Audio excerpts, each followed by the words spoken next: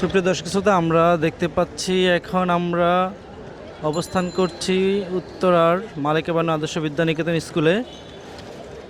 এই কেন্দ্রটি খুবই গুরুত্বপূর্ণ একটি কেন্দ্র। এখানে সকালে এসে ঢাকা 18 আসনের যে বিএনপি মনোনীত প্রার্থী এস.এম. জাহাঙ্গীর রয়েছেন, তিনি সকালে এসে ভোট দিয়ে গিয়েছেন এবং তারপরেই আমরা একটি অভিযোগ পেয়েছি একজন ভোটারের যে এই কেন্দ্রের ভোটার, কিন্তু তার ভোটটি পোস্টাল ভোটের মাধ্যমে হয়ে গিয়েছে। এটা কিভাবে হয়েছে এটা আমরা জানার চেষ্টা করেছি, তবে আমরা সদুত্তর পাইনি। এখানে এই ভোটটি কিভাবে হয়ে গেল পোস্টাল ভোটের মাধ্যমে।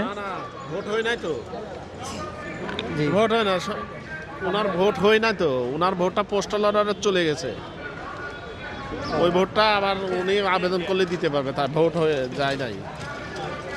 জি জি, আমরা যে যতটুকু শুনলাম যে ভোটটি হয়নি, আসলে মূলত ওনার ভোটটি পোস্টাল ভোটে চলে গিয়েছে। যে তিনি যে ভোট দিতে এখানে এসেছিলেন, কিন্তু তার ভোটটি আমরা ভোট কেন্দ্রের সাথে মিলিয়ে দেখেছি যে তিনি আসলে এখানকারই ভোটার, কিন্তু তার ভোটটি পোস্টাল ভোটে ওখানে চলে গিয়েছে ভোটটি। এটা নিয়ে একটু সকালবেলা এখানে কিছুটা উত্তেজনাকর পরিস্থিতি তৈরি হয়েছিল। তো আমরা দেখতে পাচ্ছি এখানে সেনাবাহিনীর যথেষ্ট পরিমাণ টহল রয়েছে এবং তারা এখানে সবাইকে সরিয়ে দেওয়ার জন্য মাইকিং করেছে। এবং এই কেন্দ্রটি যে ধানের যে প্রার্থী এস.এম. জাহাঙ্গীরের নিজস্ব কেন্দ্র হওয়ার কারণে এই কেন্দ্রটি একটি গুরুত্বপূর্ণ কেন্দ্র।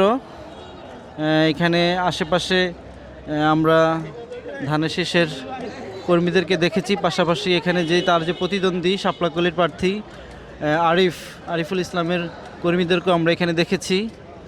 তো এই ছিল আর কি মালিকা বানু যেই স্কুল, এখানকার সর্বশেষ পরিস্থিতি।